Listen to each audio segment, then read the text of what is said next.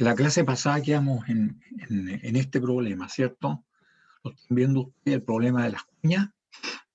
Le dije que era interesante porque esto ocurría también en el caso de las roscas, de los tornillos. Los tornillos funcionan en base al roce. Si no existiera el roce, no funcionaría esa unión por perno. De manera que esto mismo que trabajamos acá en el caso de las cuñas, lo vamos a ver en el caso de un tornillo, como el ejemplo que está acá. Vamos a ponerlo en cuchillos y roscas. Tenemos que similar, como le decía, el caso de ser un tornillo mediante el cual se desea elevar una carga F, donde el roce actúa en el flanco de la rosca. El flanco son los costados del hilo, de la rosca. Y se debe aplicar un momento torsional para hacerlo, para subirlo. De manera que esta es la figura. Si no entienden los dibujos, por favor, preguntar inmediatamente. Acá tenemos la plancha, el hilo, y acá está el perno, ¿cierto? Y el perno está soportando una fuerza F, esa es la que carga. Y lo que queremos saber aquí, ¿cuál es el momento que hay que aplicarle a este tornillo para poder subir la carga F? ¿Ya? Lo que está dibujado acá abajo es la sección transversal del perno. Ahí está lo que corresponde al diámetro exterior, que corresponde a esta línea. Y aquí está lo que corresponde al diámetro interior, en la raíz de la rosca, que es esta línea. ¿Ya? Y aquí tenemos el diámetro medio, que es la mitad, ¿cierto? Aquí y la mitad acá. Este es el diámetro medio. Vale decir, el diámetro exterior más el diámetro interior dividido por 2. ¿Ya? Y ahora si desarrollamos nosotros la curva, sabemos que es una curva hélice, el paso es la distancia que existe entre las dos, es como la longitud de onda, podríamos decir, de la sinusoide que se ve aquí, ¿cierto? Que sería la rosca. Entonces, si la desarrollamos en forma plana, es una línea recta esa línea, y se produce esto. Esto es el diámetro medio multiplicado por pi, sería el desarrollo de una vuelta, y aquí está la distancia entre dos hilos, que es el paso P. ¿Ya? Esto se conoce por construcción, tanto el diámetro medio como el paso se conoce por construcción. Por lo tanto, el ángulo beta queda dado por tangente de beta igual a P partido por pi por D0, pi por D0. Y acá tenemos el tornillo, ¿cierto? Que está trabajando contra esa pendiente que hay acá. Entonces aquí está la fuerza S, que es axial, la F, y acá está una fuerza T, que es la que, multiplicado por el radio medio, nos va a dar el momento que hay que aplicar. Entonces, ahí tenemos todos los elementos. Sabemos que esta uñita, que corresponde al perno, tiene que ir con la acción de tres fuerzas, ¿sí? vista aquí, ¿cierto? Una es la fuerza F, que es la que origina todas las otras. La otra es la fuerza T, que trata de subir esto, ¿cierto? O darlo vuelta. Y la otra es la reacción, ¿cierto? Y la reacción sabemos nosotros que va a tener, las tres tienen que ser concurrentes, concurren a ese punto. Dos concurren a este punto, la reacción tiene que concurrir allá, ¿ya?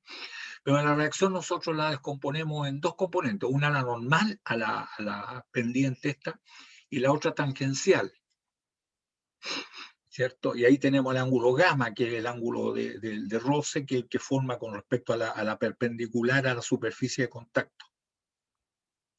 De manera que nosotros podemos saber cuánto vale beta y cuánto vale gamma. Beta vale arco tangente, ¿cierto? De P partido por pi por D0. ¿Ah? Y gamma, ¿cierto? Sabemos que el ángulo de roce es arco tangente de mi. Se conocen entonces los ángulos. Conocido todo, entonces lo que está planteado ahí, jóvenes, nosotros podemos hacer el equilibrio, sumatoria de fuerzas en dirección X, por ejemplo, que es horizontal, y sumatoria de fuerzas en dirección Y.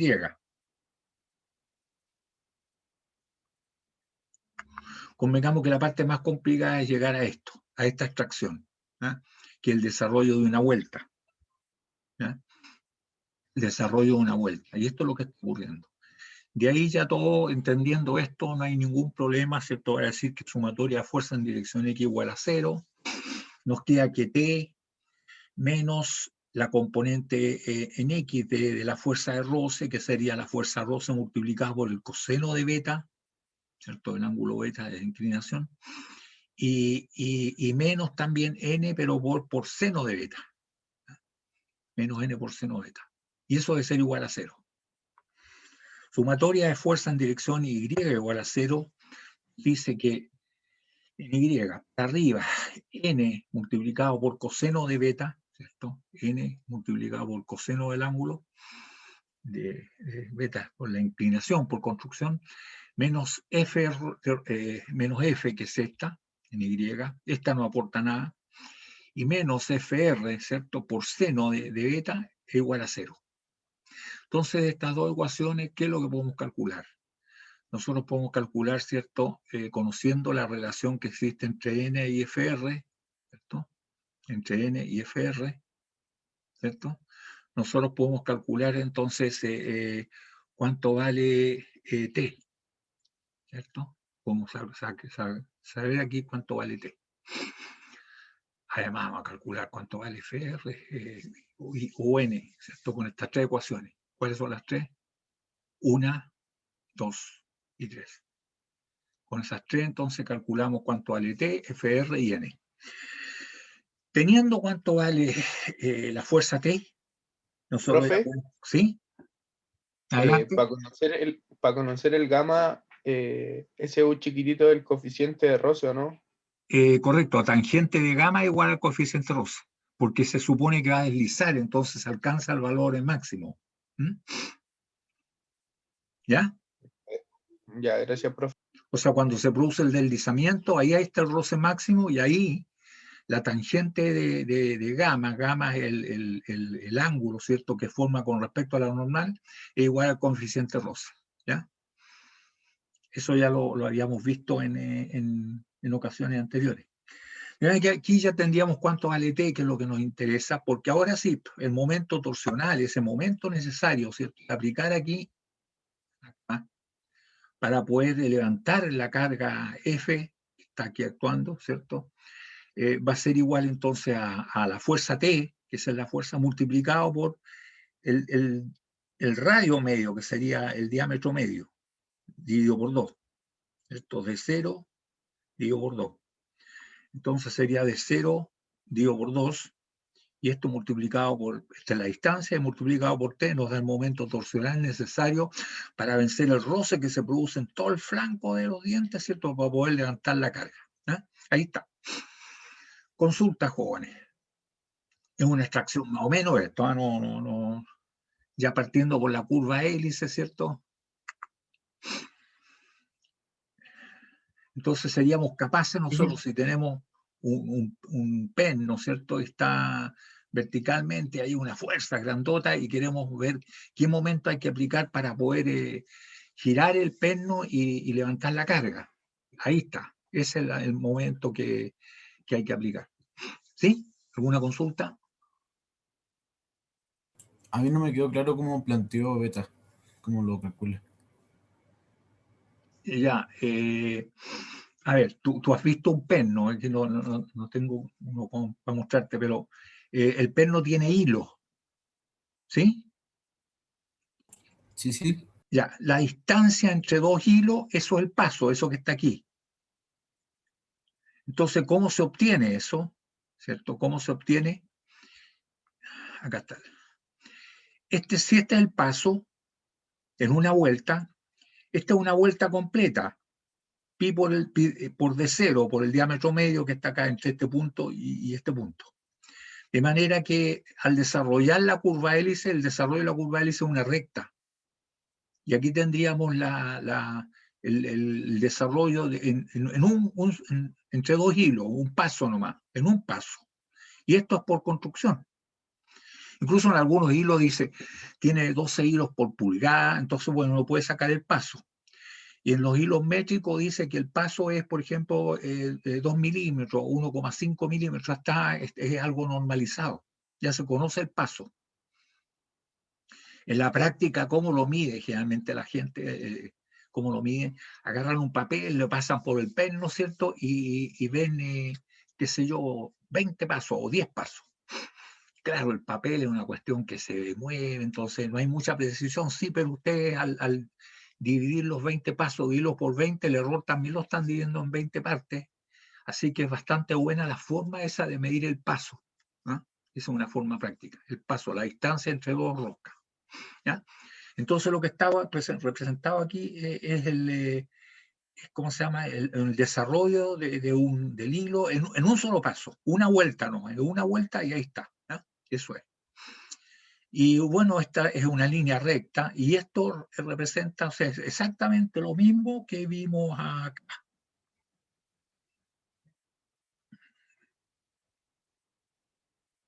En este problema. Fijan, es algo similar. Por eso les expliqué la similitud que existe, ¿cierto? Y está nuevamente lo mismo, si ustedes se fijan. Lo único que acá, en vez de ser una fuerza inclinada, porque el roce acá va a ser una recta nomás, ¿cierto? Porque el momento que le estamos haciendo nosotros, de alguna manera, ¿no? Entonces el momento se refleja en la distancia, el radio medio multiplicado por esa fuerza T necesaria para levantar esto. ¿Sí? El caso es bastante similar, ¿cierto? Aplicado, ¿cierto?, a la roca. Si se determina el ángulo beta, el ángulo gamma se determina porque es arco tangente del coeficiente roce. ¿Por qué eso? Porque va a deslizar, por lo tanto se produce el roce máximo, ¿ya? El roce máximo donde la fuerza roce vale mi por n. Ahí está el equilibrio mecánico, ¿cierto? Y aquí también hay equilibrio porque el momento debe ser igual, ¿cierto?, a la fuerza T esa, que es la que trata de levantar el perno, pendiente arriba, ¿cierto? Y de cero medio es el diámetro medio, la mitad del diámetro medio. ¿Está bien? Sí, profe, ahora me quedó un poco más claro. Ya, ok. Bien, vemos el otro problema, que son variaciones, son lo que ocurre, es una aplicación a banda flexible. Banda flexible le llaman a las correas y poleas. Esto se ocupa en la minería, ¿cierto?, para transportar material, kilómetros, pero también se ocupa para transmitir potencia rotacional con las correas que antiguamente eran planas, pero después se vieron que era mucho más eficiente las correas en B, o trapezoidales. De eso se trata, ¿no? Entonces, primero vamos a ver las correas planas. Estas correas planas todavía se ocupan en algunos casos, ¿eh? Pero como bueno, elementos transmisores de potencia rotacional se utilizaban hace mucho tiempo. Cuando construyeron la universidad, el año 32 que partió la escuela de oficio, entonces el edificio C es lo primero que se construyó, porque partió el año 32. Entonces ahí la transmisión en las máquinas era por correas planas, entonces todo lo que existía, el taller metalmecánico, que hoy día son en las salas, los auditorios, esos que hay en el hall de montaje, pero todos eran talleres, había máquinas de herramientas, habían tornos, habían fresadoras, habían limadoras, en fin, y todas se alimentaban con un motor central que movía un eje y de ahí se transmitía con correas planas a cada una de las máquinas. Así que había que echar a andar el eje principal y se que alimentara a todas las máquinas. Y después cada uno conectaba con un acoplamiento, con una palanca conectada a los tornos. Y eso duró hasta, qué sé yo, los años 40 y tantos, ¿cierto? Porque ya en los 50 llegaron las máquinas, los tornos mouse, que se con correas lógicamente en B y transmisiones por engranaje, en fin, es otra tecnología. Pero en las plantas se utilizaba bastante las correas planas, que es lo que vamos a ver ahora, ¿no? Entonces aquí, para entender el origen de esto, vamos a plantear lo siguiente. Si nosotros tenemos un tambor que está bloqueado, no puede girar, y tenemos un elemento flexible, que puede ser una cuerda, y queremos levantar una carga, ¿cierto? Aquí está el tambor, Acá está, esto significa que está bloqueado, está trancado, no puede girar. Entonces acá hay una carga y la cuerda, ¿cierto?, pasa por el tambor y acá lo vamos a tirar con una fuerza T sub L. Y aquí, lógicamente, hay otros elementos importantes que son el ángulo de contacto, este ángulo que es de aquí, esto, ¿cierto?, donde está el contacto de la cuerda con el tambor, y el otro, el coeficiente roce, ¿cierto? Entonces, existiendo este ángulo de contacto, existiendo el coeficiente roce, si nosotros queremos levantar la carga, les hago la pregunta, jóvenes, atentos. ¿Quién es más grande, T sub L o Q, para levantar la carga? Aquí vamos a tirar nosotros. ¿Quién es más grande o son iguales?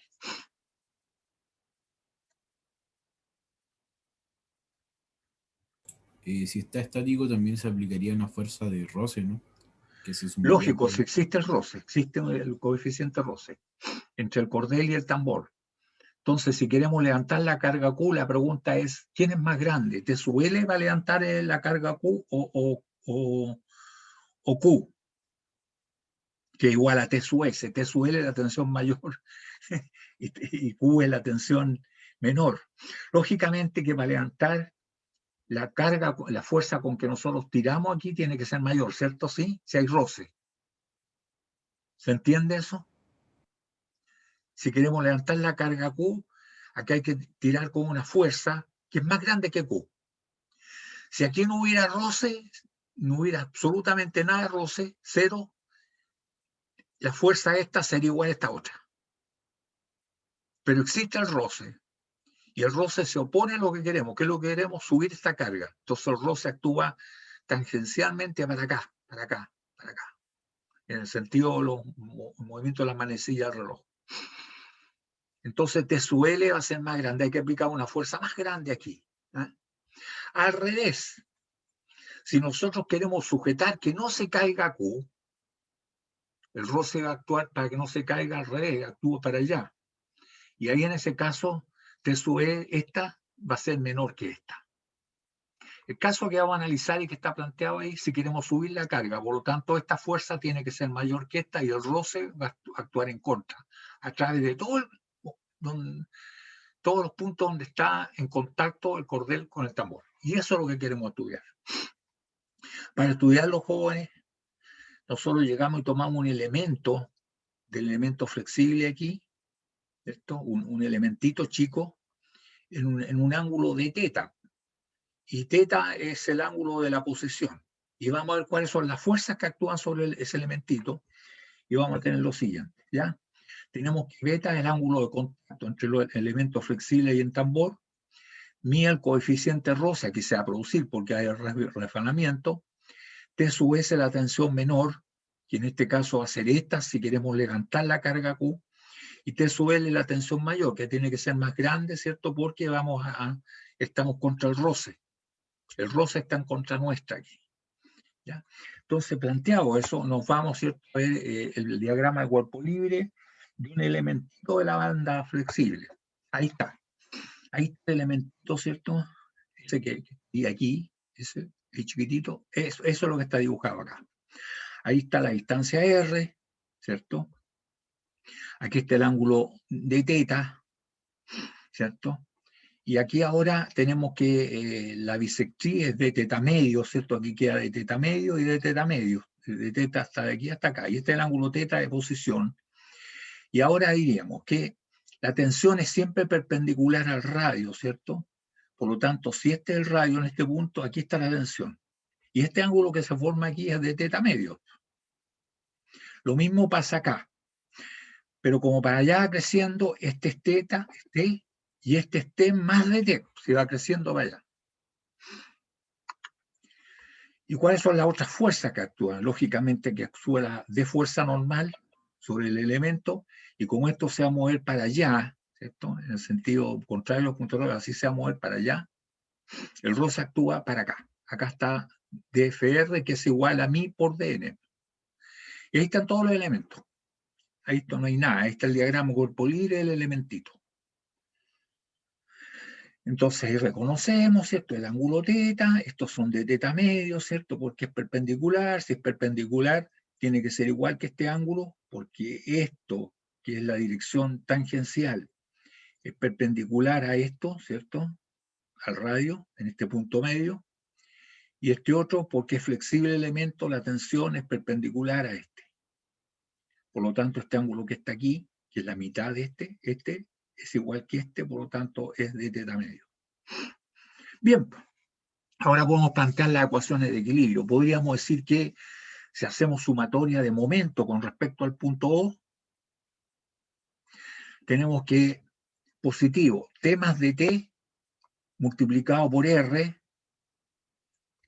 menos T multiplicado por R y menos dFR multiplicado de fuerza de roce multiplicado por R es igual a 0. Sumatoria de momento con respecto a igual a 0. Por otro lado, podríamos plantear que sumatoria de fuerza en dirección radial, así, podríamos decir que menos T más dt por seno de teta medio, menos T por seno de teta medio, y más de n es igual a 0. Esas serían las dos ecuaciones, ¿ya?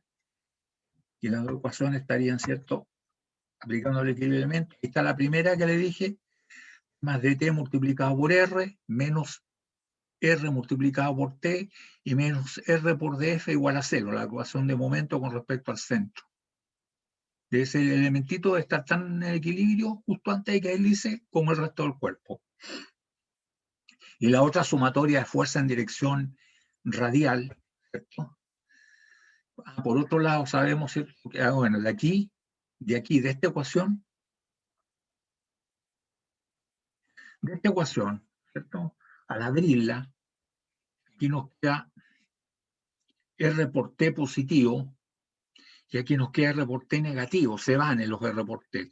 O sea, nos queda R por DT, y esto pasa al otro lado, es igual a R por DF. Simplificamos, dividimos por R y nos queda que DT es igual a DF, ¿cierto? Eso es lo que está escrito ahí. Esta ecuación, entonces, de momento, sabemos que el DT, el incremento de la tensión, es igual a DF, ¿ya? Y sumatoria de fuerza en dirección radial, igual a 0, nos dice que dn, que es justo radial, menos t más dt por seno de teta medios, y menos t por seno de teta medio, eso debe ser igual a 0. Lo que está acá, ¿cierto? En dirección radial, dn, que es positivo, menos t más dt por seno de teta medio, y menos t por seno de teta medio, es igual a 0. Entonces tendríamos la segunda ecuación, ¿cierto?, que es esa. Y aquí podríamos ordenarlo un poco, podríamos decir cuánto vale dt, y abrimos esto, ¿cierto? Y nos queda que dn va a ser igual a 2 veces t por seno de teta medio. Esta es una y esta es la otra, seno de teta medio. Menos dt por seno de teta medio, ¿cierto? Y en esta ecuación nosotros podríamos decir que el seno de una cantidad pequeña, ¿cierto?, tiende a 0, ¿cierto?, y medio más o menos, más chico, y podríamos decir que, ¿cierto?, que nos queda, ¿cierto?, para ángulos pequeños el seno es igual, primero el seno es igual al ángulo en radianes, ¿ah? Por lo tanto, este seno de teta medio es de teta medio, y acá también de teta medio. Entonces esto nos queda que, ¿cierto?, dn va a ser igual a 2t de teta medios menos dt por d teta y medio. ¿Eh? ¿Y qué es lo que nos ocurre acá? Nos ocurre que esta cantidad es despreciable con respecto a estas otras, porque es el producto de 12 cantidades infinitamente pequeñas y más encima dividido por 2. O sea, esto tiende a 0. Y si esto tiende a 0, se simplifica el 2 aquí y nos queda que dn en realidad es igual a t por d teta. T por d teta, ¿cierto? ¿Por qué? Porque el producto de dos cantidades infinitamente pequeñas desaparece, ¿ya? Entonces tendríamos ya ahora la relación entre las tensiones, que es lo que nos interesa. Podríamos decir, por un lado, que dF, ¿cierto?, es igual a mi por dn, la fuerza de FR, ¿cierto? Y mi por dn es igual a la fuerza AdT, ¿cierto? Aquí está. Porque la fuerza de roce, ese incremento, era igual a dt. Por lo tanto, ¿cierto? Esto, mi por dn, que es igual a dt, es igual a la de fuerza de roce. Y tenemos que dt entonces es igual a mi por dn, o sea, es igual a mi y por dθ. Esto se puede ordenar, ¿cierto?, para dejar los términos ¿cómo se llama?, comunes. Y el dt se divide por t, ¿cierto? Y eso nos queda que es igual a mi por dθ. Y ahora se puede integrar esto. Se puede integrar, y esto se integra entre t sub s y t sub l, y esto se integra entre 0 y beta, que es el ángulo de contacto. Hasta ahí no hay contacto. Entonces, al integrar esto, nos queda esto, este es beta, por beta nos queda acá, y acá nos queda esto, ¿cierto? Nos queda logaritmo natural de t, entre t sub l y t sub s, y desarrollando esto, ¿cierto?, el logaritmo natural menos el logaritmo de t sub l menos el de t sub s es lo mismo que el logaritmo natural de t sub l por t sub s, y hacemos la operación al revés entonces, y nos queda que t sub l partido por t sub s es igual a e elevado a mi beta, ya reemplazado este. Multiplicamos t sub s y nos queda así. Vale decir que la relación es que t sub l es igual a t sub s por e elevado a mi beta. Esta es la diferencia que existe entre estos dos, donde el coeficiente roce hace parte de la diferencia y el ángulo beta. Eso significa que si vamos al monito acá,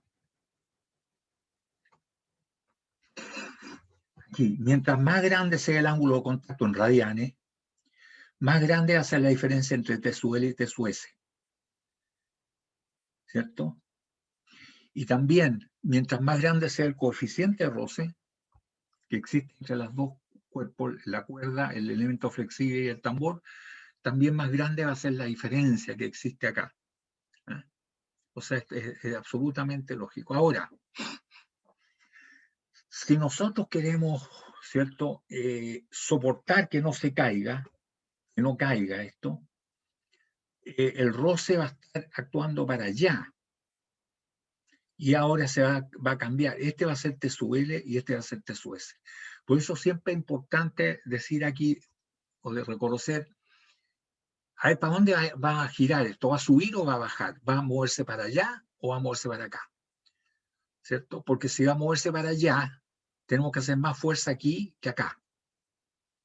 Pero si al revés, ¿cierto? Si vamos a impedir que caiga esto, ¿cierto? Hay que hacer menos fuerza aquí que acá. De hecho, ustedes se dan cuenta aquí que es importante el ángulo beta, Si esto fuese redondo completo, no tuviera esto, pero estuviera trancado, ¿cierto? Y usted llega y le pasan la cuerda acá y le dan varias vueltas, varias pi por beta, ¿cierto? O sea, varios pi radianes, no pi por beta. Al final, varias toneladas, le podríamos decir un niñito que sujete la cuerda acá y sujeta la tonelada esta. Él puede sujetarla, pero no puede subirla, porque necesita aplicar una fuerza más grande acá, aquí está en contra del roce. Lógicamente el cabro chico se va a encaramar por la cuerda y no va a pasar nada. Esto es lo que pasaba, jóvenes, yo les he contado y algunos de ustedes ya escucharon esta anécdota. Antiguamente, todavía se ven las películas de cowboy, ¿cierto? Que claro, en Estados Unidos, llegaban y colocaban afuera los bar, colocaban una barra de madera atravesada, donde venía el vaquero y sacaba las riendas y le daba una vuelta nomás y listo, ahí dejaba el caballo. ¿Ah? O sea que el caballo, si quería arrancar de su L, tenía que vencer, ¿cierto?, al peso de la cuerda y el roce que estaba aquí a través de toda una vuelta. Entonces no podía. Claro, pucha, uno decía aquí, ¿para qué hacen esa cuestión? Si el caballo podría de repente, si imagínense que hay por ahí un poquito de grasa y se resbala y no actúa bien el roce. Bueno, la idea era, cierto, que normalmente tenía que salir arrancando rápido del bar y no iba a estar con un nudo ahí, ni menos con un candado. Esa era la idea. Entonces, fíjese que ahí se producía esto. El roce, cómo actúa el roce, a favor y en contra. Y esto es lo que servía entonces para transmitir bien después en las poleas, ¿cierto? Potencia rotacional. Las poleas planas todavía se ocupan en la minería, ¿cierto? Porque para transportar el mineral y bastantes kilómetros de la zona de faena donde está el pique sacando el mineral, ¿cierto? Hasta donde lo van a moler o almacenar, en las canchas, qué sé yo. Y lo llevan por correas transportadoras. A través del desierto, atraviesan las correas transportadoras. Eso se utilizan ahí. Para transmitir potencia ya casi no se utilizan. ¿Por qué? Porque eran elementos flexibles y finalmente perdía tensión, se alargaban las correas que eran de cuero y había que estar colocándoles poleas que tensionaran ahí lateralmente, en fin, para que no perdiera la tensión y empezara a resbalar. O si no, los viejos le echaban pecastilla, esta cuestión que se echan los boxeadores en las zapatillas para no resbalarse, y con eso aumentaba el coeficiente roce. Ese era todo un lío. Y afortunadamente después ya se desarrolló otro tipo de correas, ¿cierto? Que son las correas, sí se ocupaban, se fijan, una correa plana, y así se transmitía. Las máquinas en la universidad cuando se hizo eran así, eran con un eje grande donde se transmitían los distintos motores de las máquinas con correas así en plana, correas planas. Pero después se inventó la correa en B, y se pueden utilizar varias correas. En la minería yo he visto hasta 12 correas, fíjense, un set de 12 correas. Y ustedes pueden hacer reducción de velocidad, ¿cierto? Y además es un elemento que acopla, pero en forma elástica, no es algo rígido, como serían los engranajes, por ejemplo. El engranaje es más preciso, las correas pueden resbalar algo, ya no tiene la misma precisión, no entrega una velocidad bien definida, pero sí es un elemento flexible. ¿Ya? Y esto es lo que se ocupa hoy en día. Entonces podríamos ver las correas trapezoidales o correas en B. Son las que se utilizan bastante hoy en día.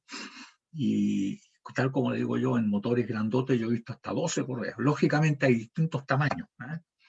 Entonces el contacto ya no se produce como en el otro caso, que era aquí, sino que se produce aquí en esta parte. Esta es la polea, ¿cierto? Que tiene la ranura en B, y el contacto se debe producir aquí. Si la correa se gastó y el contacto está produciéndose acá abajo, va a ser una vulgar correa plana, de manera que aquí se produce el contacto. Esto suele ser de caucho y trae unos hilos que pueden ser de rayón, otros son metálicos, que son los que realmente soportan la fuerza, la tensión, las TSUL y TSUS. Y además de eso, para que no se desarme la goma, viene con una empaquetadura, viene envuelto en una tela, que cuando uno ve la correa se puede ver la trama de la tela, se puede ver. Y esta trae en su cierto ángulo. Aquí, en este caso, el ángulo de la garganta se le llama, ¿cierto? Que el ángulo alfa. Y hay, como le digo, distintos tamaños de correa. ¿Cómo actúa esto? A diferencia de lo otro, si ustedes se fijan, la fuerza normal actúa así, perpendicular a la superficie de contacto. Ahí está lo normal, por ambos lados. Eso es algo bueno, ya no hay una sola normal, sino que hay dos normales, una por acá y por acá, ¿cierto? Y aquí, ¿cierto? Se produce el roce aquí, perpendicular aquí y perpendicular acá, el Mi por DN1 y DN2. Pero si ustedes se fijan, se hacen sumatoria de fuerzas en dirección axial, aquí, DN1 tiene que ser igual que DN2, o sea, es DN nomás, ¿cierto? Y este angulito es alfa medio, la mitad del ángulo de la garganta. Este ángulo suele ser, varía un poco, ¿cierto? Dependiendo del tamaño de la correa y el diámetro de la polea, ¿cierto? Que se va a ocupar, pero es alrededor de 38 grados, por ahí más o menos se mueve. Entonces, en este caso es distinto que el otro, que se veía totalmente radial. Acá la parte radial es multiplicado por el seno de alfa medio, ¿cierto? dn por seno alfa medio nos da la componente radial, y acá también por el otro lado. Y la fuerza roce siempre hace mi por dn. Entonces, haciendo el mismo análisis que vimos delante, ¿cierto? Nos queda que aparece, ¿cierto? Sumatoria de fuerza en dirección X, que sería la dirección axial, nos dice que dn1, ¿cierto? Por coseno de alfa medio menos dn2 por coseno de alfa medio igual a 0, por lo tanto dn1 igual a dn2, como le dije, igual a dn. O sea, por acá dn y por acá dn. Porque hay, no se va a mover axialmente esto, ¿cierto? Porque tiene por lado la inclinación, ¿cierto? De la polea. Y nuevamente, ahora si hacemos sumatoria con respecto al centro, lo mismo que hicimos acá. No. Lo mismo que se hizo acá.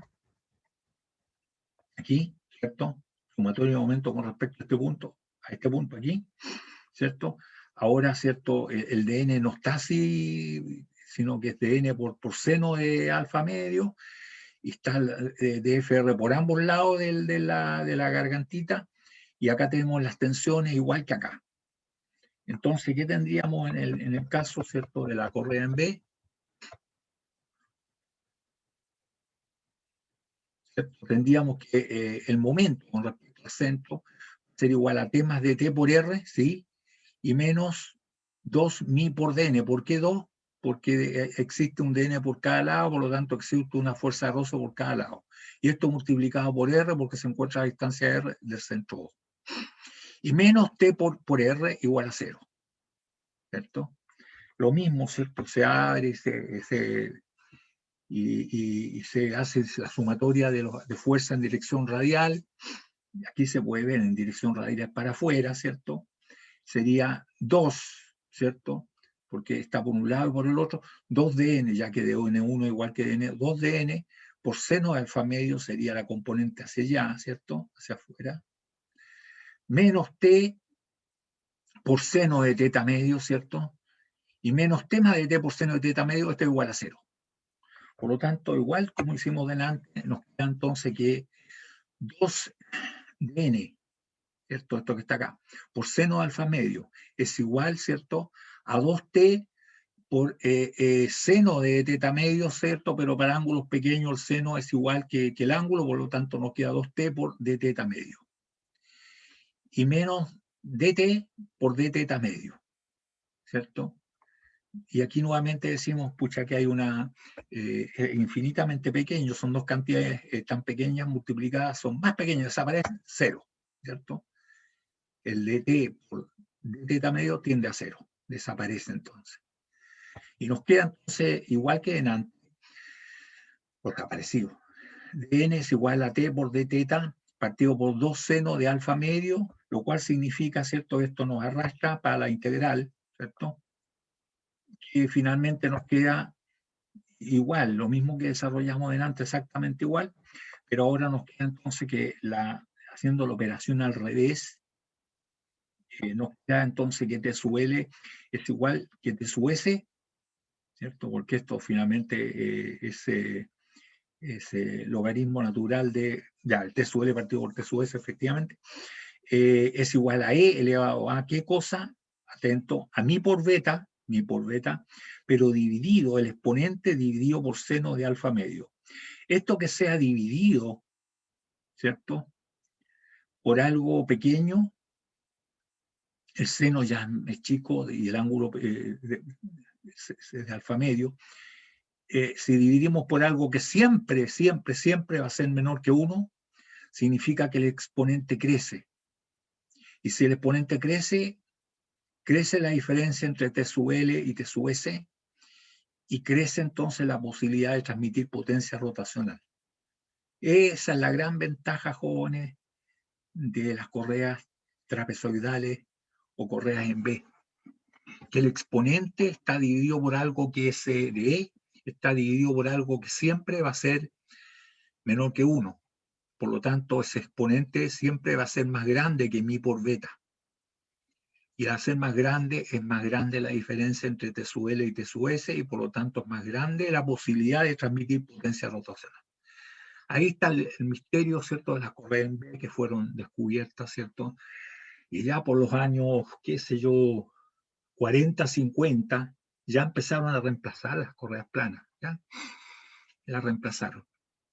Y se puede más encima tener poleas donde después viene la polea, otra garganta más, pues, y otra garganta más, y tal como le decía yo, 12 gargantas, una tremenda polea, ¿eh?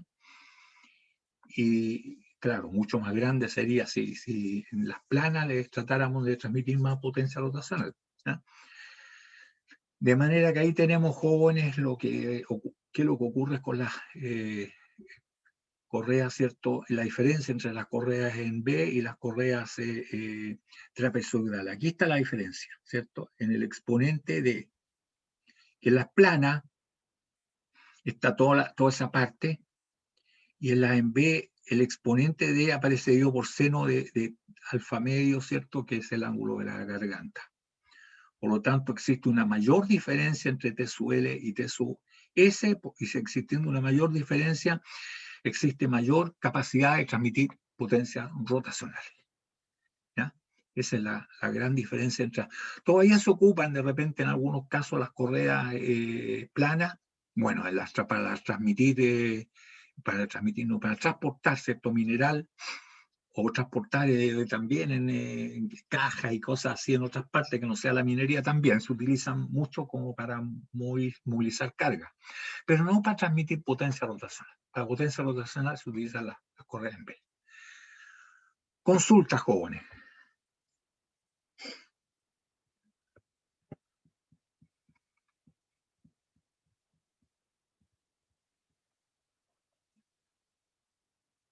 No hay consultas. Creo Profe, esa era la tensión, se saca según esa última relación más que nada, ¿cierto? sí, claro. Para la parte práctica. O sea, claro, todo este desarrollo es para que no un gol de media cancha de repente apareció. No, aquí está el desarrollo y viene del diagrama de cuerpo libre y todo lo que ustedes quieran, pero finalmente esto es lo que se ocupa, ¿cierto? Esto es lo que se ocupa.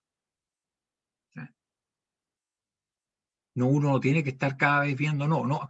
Ustedes lo que pueden preguntar es, ¿está a punto de resbalar o no está a punto de resbalar? Está a punto de resbalar, listo, se aplica la ecuación, porque esta es cuando ya se va a producir el deslizamiento.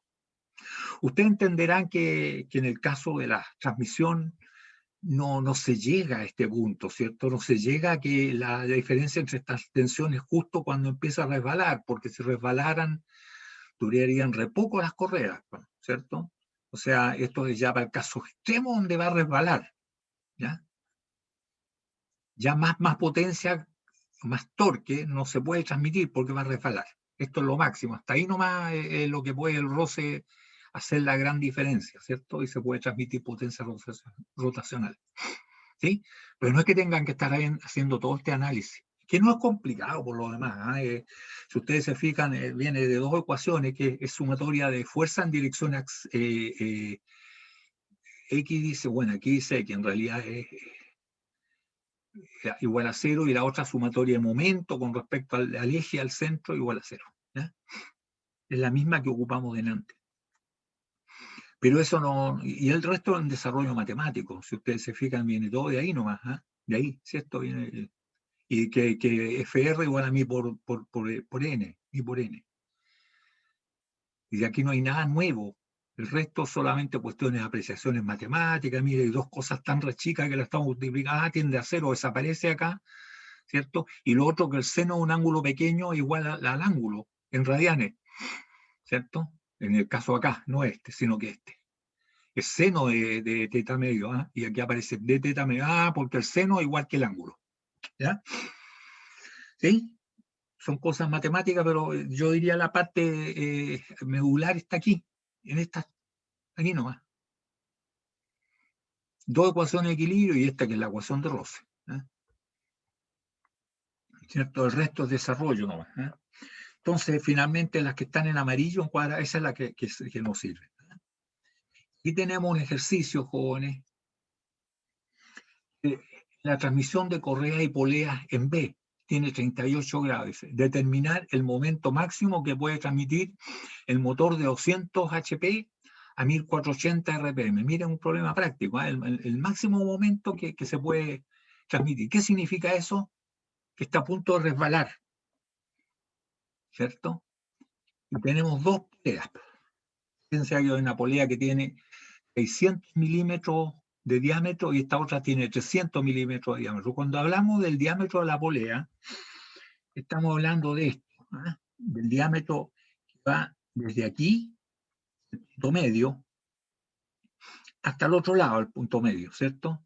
No es ni el exterior ni el interior, sino que este es el diámetro. Y aquí, al otro lado, ¿sí? Desde aquí. Ese es el diámetro que se está tomando, ¿ya?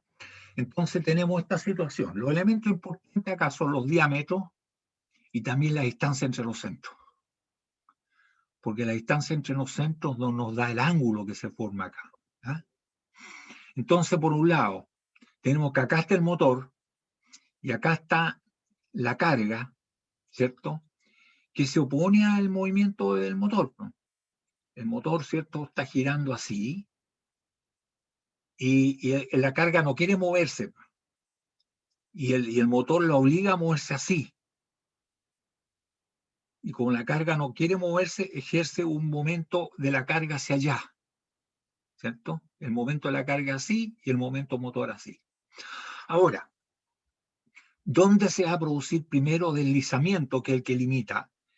¿En la polea chica del motor o en la polea grande de la carga? Y esa es una pregunta que le hago a ustedes, jóvenes. El coeficiente roce va a ser el mismo aquí que acá. Y si ustedes se fijan en la fórmula, ¿qué es lo que interviene? En la fórmula interviene el coeficiente roce y ¿qué más?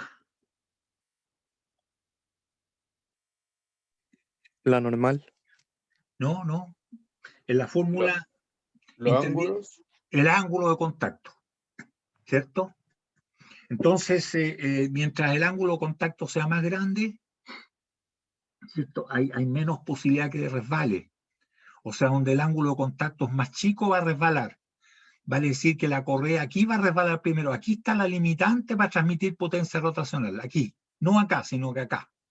Porque este ángulo es más grande. Si ustedes, este es más grande que este. El ángulo de contacto, si ustedes se fijan acá, tiran la perpendicular, es este, desde aquí hasta acá, que es menos de 180 grados. En cambio, el ángulo de contacto, se fija la perpendicular está aquí, y acá está la perpendicular, y este es el contacto que va desde aquí hasta acá, ¿cierto? En este caso es más de 180 grados. Por lo tanto, las posibilidades de resbalar están aquí. Y aquí nos vamos a concentrar entonces cuánto serán las tensiones. Determinar las tensiones, podemos ver cuál es el momento que puede, porque la tensión que está aquí es la misma que está acá, la que está aquí es la misma que está acá, podemos determinar cuánto es el momento que puede transmitir. Entonces aquí nos vamos a concentrar, jóvenes, y nos dice que el momento que puede transmitir el motor de 200 HP girando a 1480 RPM, este que está acá. Entonces nosotros podemos calcular, ¿cierto?, el momento, ¿cierto?, que es capaz de transmitir esto, ¿cierto?, el motor, el momento, ¿cierto? Y nosotros diríamos entonces que aquí está la parte más importante de esto, ¿eh? Este problema, la parte más importante, joven, es la geometría. La geometría. Porque nos interesa saber cuánto es el ángulo aquí y cuánto es el ángulo acá. Si ustedes se fijan, este angulito que está aquí es igual que este ángulo que está acá. Porque esto es la vertical, esta es la vertical, y esto es el radio que es perpendicular a la tangente, y este es el radio que es perpendicular a la misma tangente. Por lo tanto, este angulito que está aquí es lo mismo que este ángulo que está acá. Y ese le vamos a colocar el ángulo alfa. Alfa, alfa y alfa. Por lo tanto, nosotros diríamos que el ángulo beta del motor es pi menos 2 alfa. En cambio, ¿cierto? El ángulo beta de contacto de la carga, de la polea de la carga, es pi más 2 alfa, ¿cierto? Entonces aquí está, digamos, la parte que nos interesa. Y aquí nosotros podríamos determinar cuánto vale el ángulo alfa. Esta es la parte más complicada que les cuesta generalmente a los estudiantes, ¿cierto? Que es la parte geométrica. Nos interesa saber cuánto vale el ángulo alfa para saber cuánto es el ángulo de contacto. Y si ustedes se fijan, jóvenes, si tiramos aquí una paralela a la tangente, a esta, entre los dos, esta, nosotros vamos a ver que aquí está el ángulo alfa, este que está aquí, porque esta es perpendicular a esta, y esta es perpendicular a esta, por lo tanto estos dos ángulos son iguales. Y sabemos acá cuánto vale esta, que es la hipotenusa, este triángulo que es rectángulo. Esta es la hipotenusa y es la distancia entre los centros. Y este cateto, ¿cierto? El cateto opuesto es igual al radio grande menos el radio chico. Esto que está aquí. Por lo tanto, alfa va a ser igual a arco tangente de el diámetro grande menos el diámetro chico dividido por 2. Partido por esto que se le suele llamar C, la distancia entre los centros. ¿Ah? Entonces tendríamos nosotros que, en un lado, el momento motor, ¿cierto? El momento motor es igual a 71.620 de la potencia, ¿cierto? Esto, ustedes saben que si uno utilizara cantidades consistentes con un sistema de unidades, por ejemplo, en el sistema internacional, tendríamos que utilizar la potencia en watts y la velocidad en radianes partido por segundo, pero eso no se hace nunca, ¿cierto? Entonces, y más encima nosotros queremos centímetros, kilogramos, fuerza. Entonces lo que se utiliza es un factor de conversión de unidades. El 71.620 es un valor, ¿cierto?, que relaciona si la potencia está en HP, en cambio de fuerza.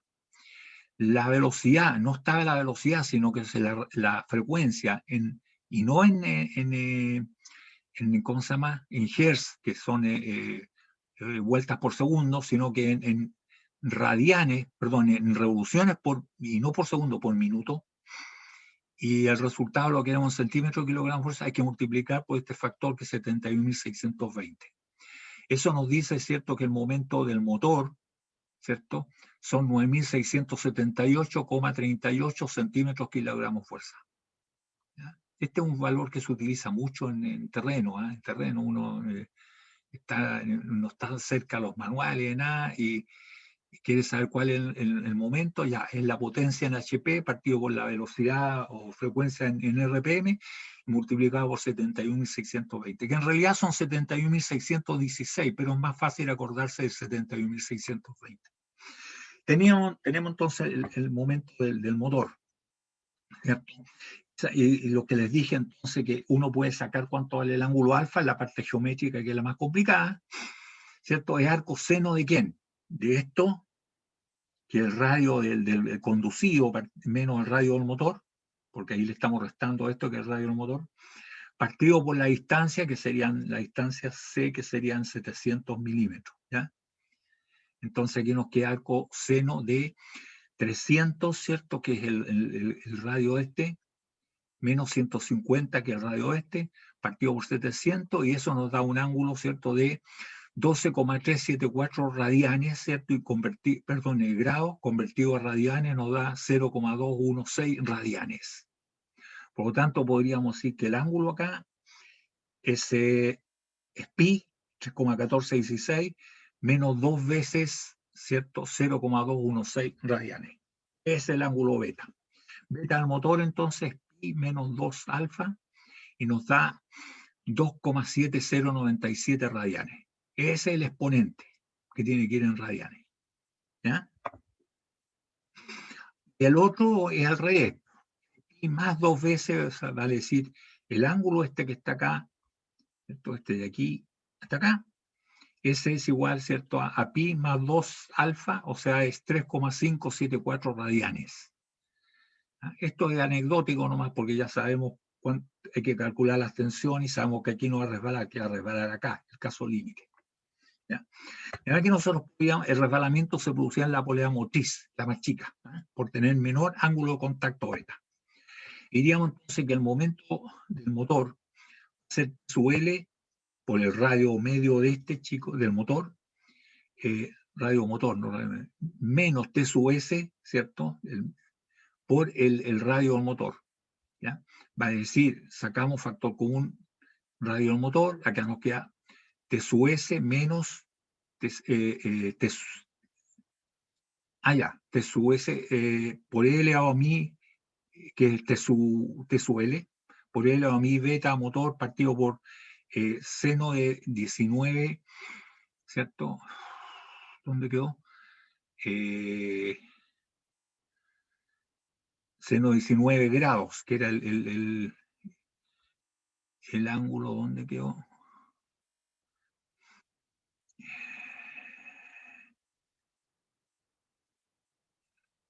Claro, el angulito acá es el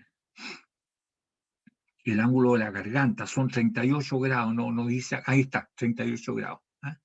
Entonces el 19 grados es la mitad de 38, tal como lo vimos en antes, ¿ya? Y menos T sub S. Por lo tanto, aquí se puede determinar cuánto vale T sub S.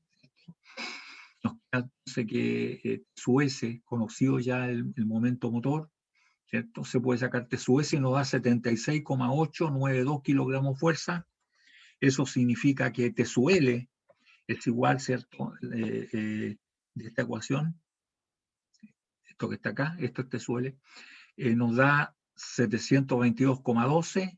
Por lo tanto, el momento, ya, teniendo las tensiones, estamos listos. Porque lo que se va a transmitir acá es la diferencia de las tensiones, pero multiplicado por el radio del motor, de conducido. Y ahí está. El momento conducido es igual a T sub L menos T sub S, ¿cierto? Por 30, que son 30 centímetros, ¿cierto? El radio de la polea conducida.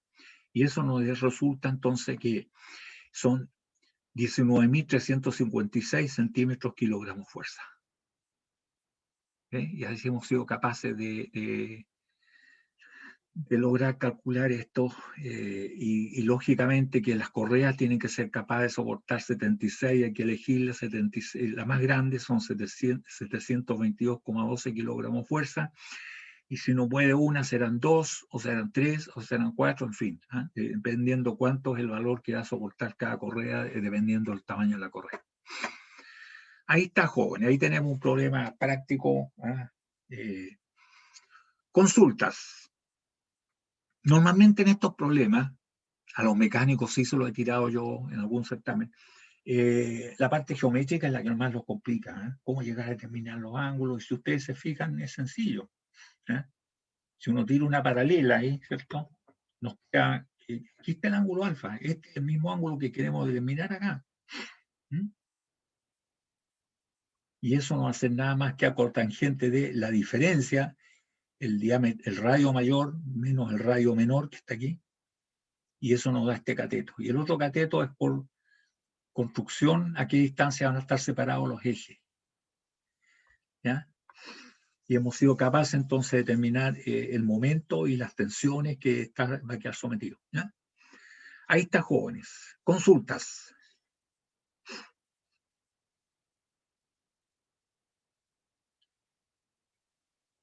¿No? Bueno. Por ahora no. En beneficio del tiempo, jóvenes, para que no estén tan apurados, aunque es bien bastante simple. Hoy día íbamos a hacer el quiz de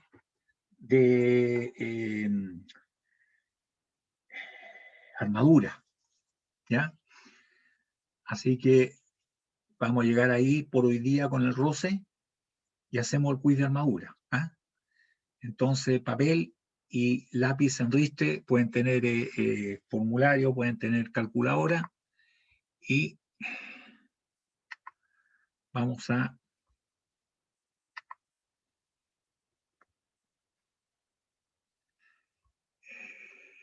aquí está. Ahí está, jóvenes. No sé si lo ven bien.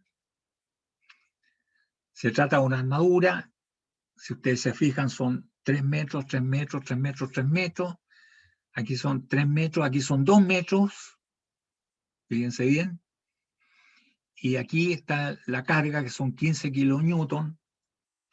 15 kilonewton son alrededor de tonelada y media, ¿cierto? En kilogramos fuerza, que tonelada y media. ¿Y qué pasa aquí? Nos piden cuál es la fuerza sobre la barra BF. BF, esta que está aquí, esta barra que está aquí, muchachos. ¿Cuál es la fuerza que está soportando esta barra? Recuerden que tienen que desarrollar, no me manden el resultado, mire, el resultado es 3,1416 y no explican nada. Lógicamente el resultado es tan malo, por lo tanto 0 puntos, no, podría estar malo, pero está bien hecho el desarrollo, pero tienen que mostrar el desarrollo, ¿ya? ¿Ya?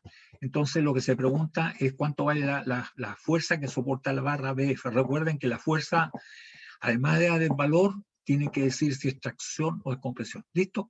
Partieron, muchachos, y terminamos bien entonces porque es bastante corto, ¿eh? Si les resulta largo el problema, chuta, busquen otro camino, ese no es el camino.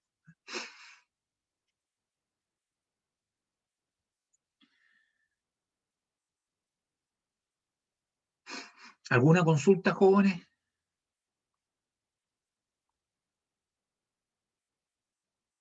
La única fuerza que nos dan es en D, ¿cierto? Que es de 15 Sí, la kilonewton. única carga es esa. Ok. ¿Ya? En la punta está 15 kilonewton, 15.000 newton, más o menos tonelada y media.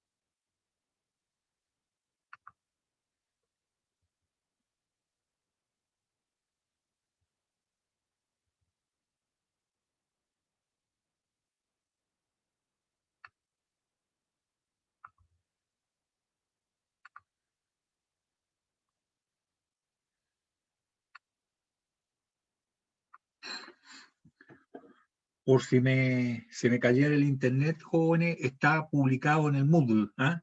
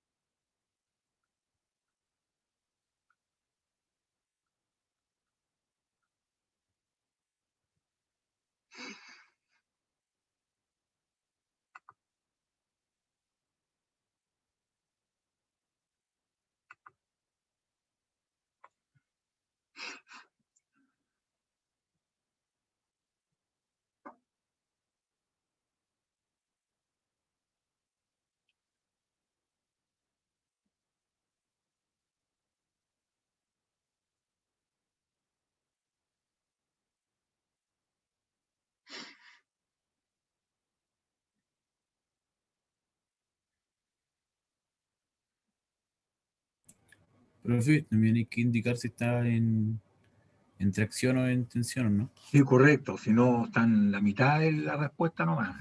Hay que decir cuánto es la carga, la fuerza, en kilonewton, ya que todo está en kilonewton. Y también decir si es tracción o compresión.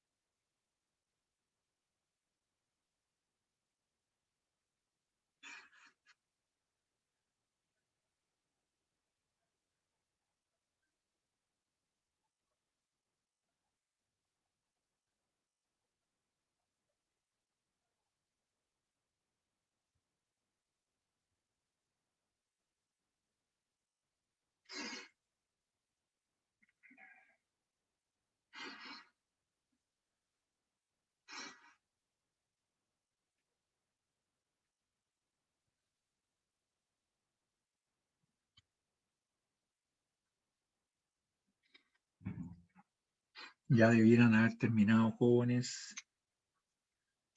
Estamos excedidos en 5 minutos. Es bastante simple el problema, ¿eh?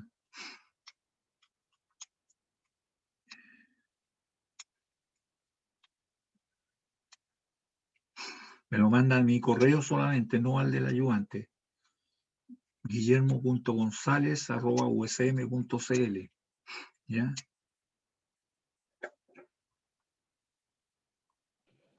Profe, a mí no me carga el internet para mandarle el archivo adjunto.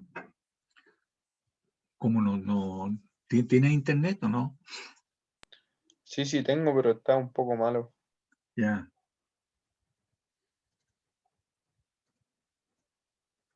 No sé de esta forma puede enviarlo.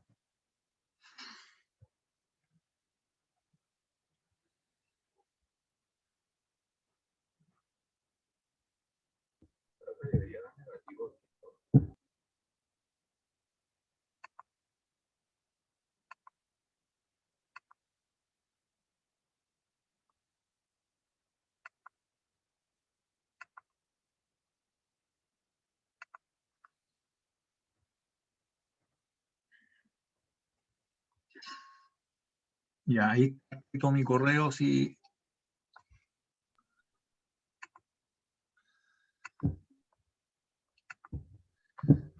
¿Ya?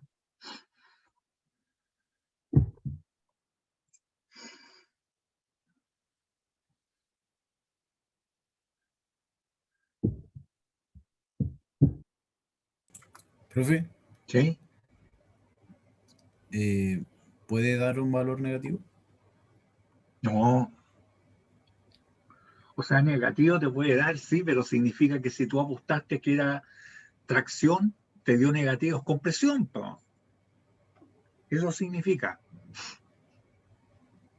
Tú te casaste con un signo al comienzo. Si te da negativo, significa que no eres ese signo para la fuerza, sino que el contrario.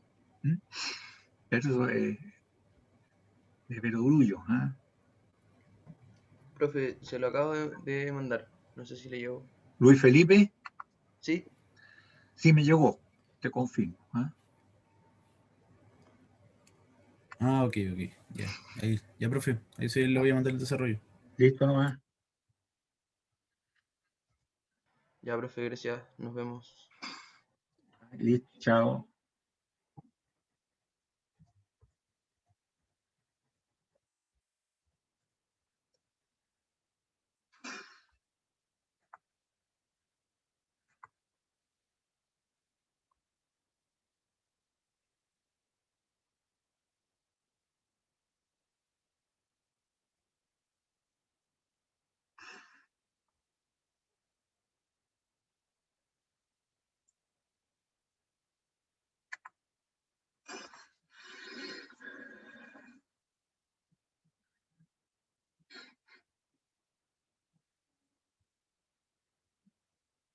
Ya, muchachos.